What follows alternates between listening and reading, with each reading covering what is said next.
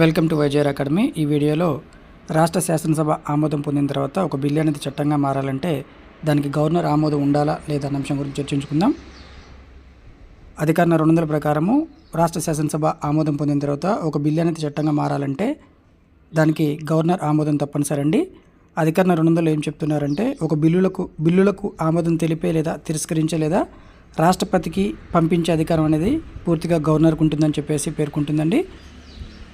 ఈ విధంగా ఒక బిల్లు అనేది చట్టంగా మారంటే ఖచ్చితంగా గవర్నర్ ఆమోదం ఉండాలి. కానీ ప్రస్తుతం తమిళనాడు రాష్ట్రంలో ఆ రాష్ట్ర శాసనసభ ఆమోదించి పంపిన 10 బిల్లుల పైన గవర్నర్ చాలా కాలం కాలయాపన చేయడంతో సదరు గవర్నమెంట్ అనేది సుప్రీంకోర్టును ఆశ్రయించడం జరిగిందండి.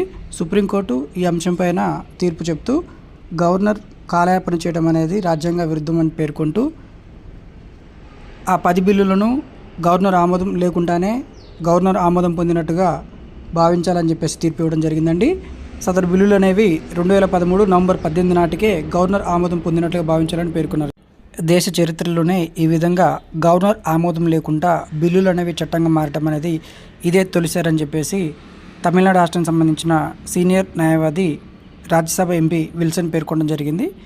ఈ తీర్పులో భాగంగానే మంత్రి మండలి సిఫారసుకు భిన్నంగా బిల్లులకు గవర్నర్ సమ్మతిని నిలిపివేస్తే ఆ బిల్లును 3 నెలల్లోగా తిప్పి పంపించాలని చెప్పేసి సుప్రీంకోర్టు పేర్కొనడం జరిగిందండి. ఒకవేళ రాష్ట్రపతికి పునఃపరిశీలనకై పంపాలని చూస్తే ఆ బిల్లు పైన తీవ్ర జాప్యం చేయకూడదని చెప్పేసి సుప్రీంకోర్టు పేర్కొనడం జరిగింది. గరిష్టంగా ఒక బిల్లును 4 నెలల కంటే ఎక్కువ రోజులు గవర్నర్ దగ్గర ఉంచొద్దని చెప్పేసి సుప్రీంకోర్టు పేర్కొనడం జరిగిందండి. Thank you.